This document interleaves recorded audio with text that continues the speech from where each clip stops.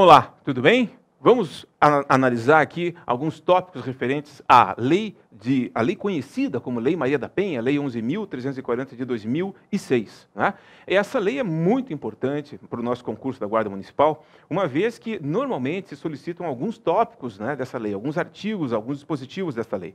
Notadamente o artigo 8º, que traça as medidas integradas de prevenção, ou seja, as medidas que devem ser utilizadas, né, pelo Estado no sentido de proteger, dar uma efetiva, uma concreta proteção à mulher vítima de violência doméstica e familiar, bem como o artigo 22, que nos traz também as chamadas medidas protetivas de urgência, ou seja, um rol de medidas que devem ser adotadas pelas autoridades no sentido de efetivamente, concretamente, trazer uma proteção para a mulher vítima desse tipo de violência, que infelizmente é algo bastante comum, né? É uma modalidade de violência que graça aí o nosso país. Enfim, cada dia que passa se multiplicam mais os casos e as situações graves que ocorrem, né, nesse contexto. Mas antes de qualquer coisa, só a título de ilustração, é importante a gente observar que a Lei Maria da Penha, ela possui, na verdade, um fundamento constitucional. Se você observar lá na Constituição Federal, o artigo 5º, inciso 1, nós temos o princípio, o caput, né, do artigo 5º da Constituição, nós temos lá o princípio da igualdade. E o inciso 1 traz uma situação específica no que se refere aí à mulher, uma vez que, como regra, a mulher é considerada a pessoa hipossuficiente, né? A pessoa vulnerável no contexto de uma relação homem-mulher. Infelizmente, por um aspecto já bastante negativamente sedimentado, né? Tem-se que a mulher muitas vezes sofre não só situações de preconceito, como também situações de violência. E até como a mulher ela acaba sendo vulnerável no sentido da constituição física, né, da sua compleição física, chegou-se à conclusão de que seria necessária uma legislação específica para dar um atendimento mais adequado para a mulher. E também ainda na Constituição, o artigo 226, parágrafo 8º, também traça diretrizes voltadas para a proteção da mulher no seio, né, da sociedade conjugal, no seio da vida familiar. Ok? Bem, lembrando, né, que a lei que instituiu a chamada Lei Maria da Penha é a Lei 11.340 de 2006.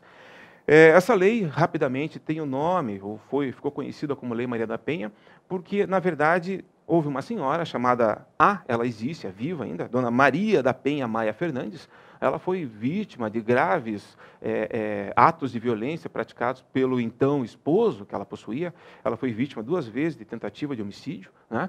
E a questão dela se arrastou pela justiça de forma absolutamente irregular, quase que o marido dela, então o agressor, quase que ele acabou ficando impune, se não fosse, inclusive, uma intervenção de órgãos da Justiça Internacional, que deram um puxão de orelha, né, no Brasil, e em função disso acabou sendo editada a Lei Maria da Penha, né, conhecida como Lei Maria da Penha. Muito bem, vamos ao ponto importante, né? O artigo 8º. O artigo 8º, né, conforme a redação do próprio dispositivo, ele traz o quê? Medidas integradas de prevenção. Evidentemente, medidas integradas significa dizer um conjunto de medidas que buscam evitar a prática de ilícitos, né, de crimes e contravenções contra a mulher no ambiente doméstico e familiar. Ok?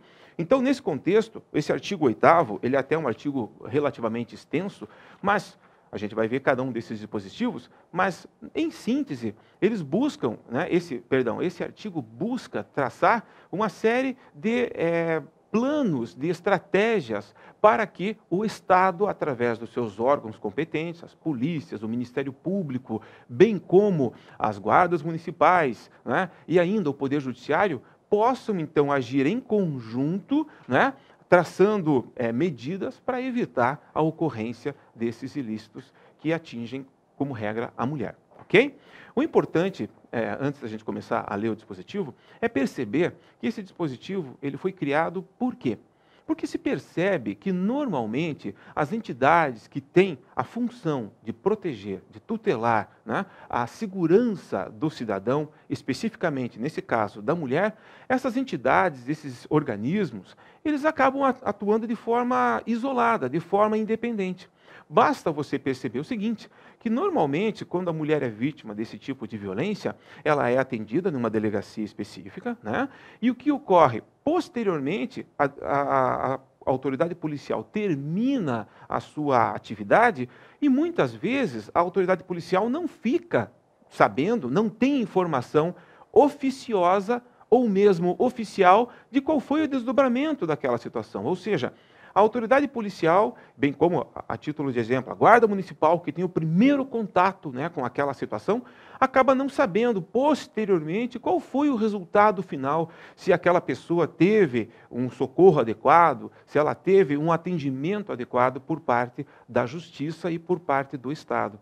Então, justamente para evitar essa segmentação, né, praticamente esse trabalho que acaba sendo realizado de forma autônoma, como se fosse assim, cada um realiza a sua função e ponto. Né? Para evitar esse tipo de premissa, ou esse tipo de raciocínio, é que nós temos esse dispositivo aqui do artigo 8º da Lei Maria da Penha.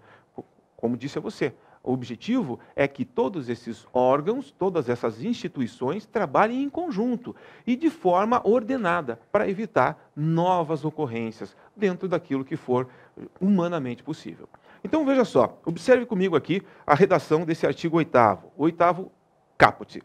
A política pública que visa coibir a violência doméstica e familiar contra a mulher far-se-á por meio de um conjunto articulado de ações da União, dos Estados, do Distrito Federal e dos municípios, e de ações não governamentais, tendo por diretrizes. E aí vem então as diretrizes. Então você percebe, pela redação desse artigo 8º caput, que cabe à União, ao Estado, aos municípios também, né? Bem como ao Distrito Federal e ainda a entidades não governamentais. Significa dizer que o legislador, ele objetiva, através desse dispositivo, abraçar todas aquelas instituições, sejam de natureza pública, sejam privadas, que podem e devem dar a sua efetiva contribuição para quê? Para combater a prática da chamada violência doméstica e familiar, que tem, nesse aspecto específico, como alvo, né, como vítima, a mulher. Okay? No inciso 1, nós temos a seguinte informação. A primeira diretriz. A integração operacional, veja lá, operacional, do Poder Judiciário, do Ministério Público e da Defensoria Pública, com as áreas de segurança, assistência social, saúde, educação, trabalho e habitação. Ou seja, o objetivo, como eu já disse a você anteriormente, é que esses órgãos trabalhem de forma conjunta, de forma agregada. Né? Não adianta o promotor de justiça, o representante do Ministério Público, né, requerer uma determinada medida sem saber exatamente qual é a estrutura que outros órgãos que vão interferir, que vão, de alguma forma, contribuir para a realização dessa medida, qual é a estrutura que esses outros órgãos possuem. Então, é necessário que todos esses órgãos, né, falem, entre aspas, juntos, se comuniquem, né, no sentido de que se possa ter um efetivo combate, uma efetiva medida de proteção à mulher vulnerável. No inciso 2, nós temos aqui a promoção de estudos, pesquisas, estatísticas e outras informações relevantes, né, com a perspectiva de gênero e de raça ou etnia, concernentes às causas, às consequências e à frequência da violência doméstica e familiar contra a mulher, para a sistematização de dados a serem unificados nacionalmente, ou seja, um cadastro nacional, e a avaliação periódica dos resultados das medidas adotadas.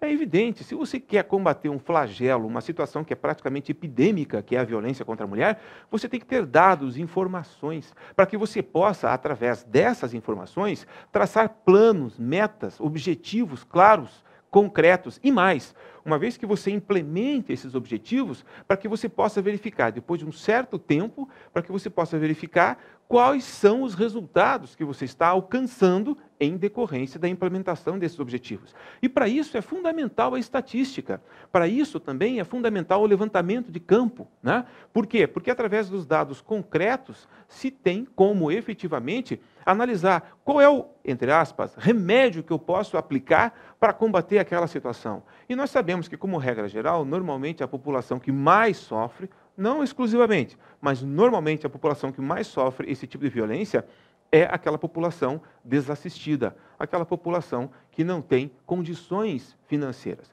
Não é uma exclusividade, mas é, infelizmente, aonde ocorre com maior intensidade, com maior frequência esse tipo de violência.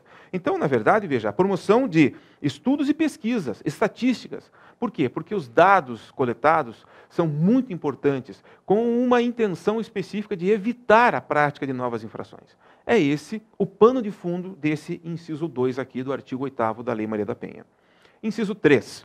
O respeito, nos meios de comunicação social, dos valores éticos e sociais da pessoa e da família, de forma a coibir os papéis estereotipados que legitimem ou exacerbem a violência doméstica e familiar, de acordo com o estabelecido no inciso 3 do artigo 1º, no inciso 4 do artigo 3º e no inciso 4 do artigo 221 da Constituição Federal. Bem, eu peço a você que dê uma olhada nesses dispositivos que eu acabei de fazer alusão. Mas, grosso modo, de maneira mais breve, a gente chega à seguinte conclusão. Nesse inciso 3 do artigo 8º da Lei Maria da Penha, o que o legislador deixou claro é o seguinte: vamos parar de colocar a mulher como um objeto. Sintetizando, é isso. Nós podemos perceber, a título de exemplo, que em comerciais de cerveja, por exemplo, né, nada contra, né, a bebida, evidentemente, mas normalmente o que se coloca como atrativo, né, como pano de fundo num comercial de cerveja? Normalmente mulheres jovens e bonitas. Então a mulher acaba sendo um trampolim, né, um atrativo para a comercialização de certos produtos. Por quê? Porque, infelizmente, existe uma cultura, né, que deve ser paulatinamente, né, vagarosamente modificada, no sentido de colocar a mulher como um objeto de atração, né? Ela acaba sendo um objeto que atrai a atenção do homem, né? E então o homem acaba associando aquela determinada marca de bebida com mulheres bonitas, e isso faz, em tese, com que o consumidor tenha uma preferência por aquele determinado produto. Isso, na verdade, não deixa de ser uma forma de estereotipar, uma forma de diminuir, né, o aspecto, a importância da mulher. É evidente que uma mulher, é óbvio, todos sabemos, não se limita a esse tipo de situação, né? A mulher, como qualquer outro ser humano, é muito mais importante, vai muito além do que o seu aspecto físico, né? Do que esse aspecto que acaba sendo explorado, a título de exemplo, em comerciais, para atrair o público masculino. Então, o objetivo aqui é, de maneira direta, fazer com que a mulher seja respeitada. Porque quando se desrespeita a mulher de forma praticamente subreptícia, de forma inconsciente, acaba se criando uma espécie de... Se estereotipa, na verdade, a mulher, né, no sentido de que ela pode ser, então, um objeto, ela pode ser utilizada, ela pode ser consumida. E não é esse o objetivo, né? E não é essa a premissa que nós temos numa vida em sociedade adequada, né? Então, se busca aqui evitar essa desigualdade de tratamento. O artigo 5º caput da Constituição, né, nos traz o princípio da igualdade, da isonomia, que todos são iguais perante a lei, sem distinção de raça, credo, sexo, né, etnia, cor, enfim. O importante é que todos sejam tratados de forma igualitária e de forma, evidentemente, correta, lídima, né, com justiça e com educação. E que não se estereotipe, que não se coloque, que não se pontue a mulher como um objeto, em decorrência principalmente da sua forma física. Ok? No inciso 4, nós temos aqui a implementação de atendimento policial especializado para as mulheres, em particular nas delegacias de atendimento à mulher. Bem, a ideia aqui é a aplicação do princípio da igualdade. Mas veja só, ou da isonomia também chamado, né? De acordo com esse princípio, todos devem ser tratados da mesma forma. Mas vejamos, esse princípio, ele naturalmente, ele traz uma certa mitigação. Todos devem ser tratados igualmente na medida das suas desigualdades. Ou seja, é natural que uma mulher que já foi vitimada, foi vitimizada, né, que se sinta mais vulnerável. E se ela foi, a título de exemplo, vitimizada no que se refere a um crime de natureza sexual, fica muito mais difícil para ela, em primeiro lugar, tomar a atitude de buscar autoridade. Em segundo lugar, quando ela toma essa atitude de se abrir, de falar, de relatar o que aconteceu para essa autoridade, se ela for uma autoridade do sexo masculino. Então, nesse contexto, a lei foi coerente. Busca, né, direcionar o atendimento para a mulher vítima de violência doméstica ou familiar. Esse atendimento deve ser prioritariamente realizado por servidores do sexo feminino. É evidente que, numa situação de emergência, o atendimento será realizado por aquele servidor que, em primeiro lugar, chegar para atender a vítima. Mas, num segundo momento, o ideal é que se tenha, no aparelho estatal, servidoras, né, devidamente preparadas para dar um atendimento mais adequado, para que a mulher se sinta menos vitimizada nesse segundo momento. Porque, infelizmente, é um fato. Como não se encontrou uma outra maneira de se apurar os ilícitos penais, as infrações penais, é necessário que se revolva o fato, que se busque informações a respeito do fato. E muitas vezes a mulher vítima, né, desse tipo de, por exemplo, desse tipo de situação, que é crime de natureza sexual, o simples fato dela ter sido vítima desse tipo de infração já a faz se tornar extremamente vexada, né? Ela fica envergonhada. E se ela tiver que contar detalhes do fato para um homem, isso também acaba se tornando uma barreira, em algumas situações até intransponível. Quem é que ganha com isso, entre aspas? O criminoso. Então, para evitar esse tipo de situação, nós temos essa premissa, essa diretriz no inciso 4. Inciso 5. A promoção e a realização de campanhas educativas de prevenção da violência doméstica e familiar contra a mulher, voltadas ao público escolar e à sociedade em geral, e a difusão desta lei e dos instrumentos de proteção aos direitos humanos das mulheres. Bem, direitos humanos das mulheres, isso, na verdade, a maioria dos autores critica essa expressão. Direitos humanos para os humanos, independente de ser mulher ou não, né? Mas o fato é o seguinte, o que nós temos aqui nesse inciso 5 é, na verdade, uma forma explícita de conscientizar as pessoas no que se refere à violência. E, desta maneira, desde a tenra idade, por isso a informação de promover campanhas, né, educativas nas escolas, desde tenra idade, para incutir na cabeça das crianças que, na verdade, a violência em relação principalmente à mulher é algo extremamente errado, né? Infelizmente, nós temos pessoas que não conseguem passar esses valores para os seus filhos. E nós sabemos que a escola é uma instituição extremamente importante no sentido de cunhar nas crianças, gravar nas crianças, né, premissas que vão forjar a sua personalidade, que vão construir a sua personalidade daqui para o futuro. Então, é evidente que esse dispositivo é muito importante e principalmente a sua execução, a sua concretização, porque através de campanhas educativas para as crianças, nós teremos a médio e longo prazo a formação de uma sociedade mais igualitária, mais solidária. E também é necessário, e o dispositivo deixa claro isso, é necessário também que esses programas, né, de conscientização e de campanhas educativas e de prevenção também sejam estendidos para a população adulta, né? Uma vez que quando você conhece o seu direito, você tem condições de melhor se defender, principalmente aqui as mulheres. E, por outro lado, quando os homens, né, que são considerados aqui os agressores, né, não os homens em geral, mas os homens violentos, evidentemente, eles também acabam tendo uma noção de quais as possíveis consequências, os possíveis desdobramentos de seus atos. Então, nesse contexto, esse dispositivo é extremamente importante porque busca, né, trazer esse tipo de informação para as pessoas, sedimentar o conhecimento, né? Espargir o conhecimento. Isso faz toda a diferença. Quanto mais evoluída é uma sociedade, tenha absoluta certeza, maior é o seu grau de educação e, consequentemente, maior o seu respeito aos direitos do próximo. Ok? No inciso 6, nós temos a seguinte informação.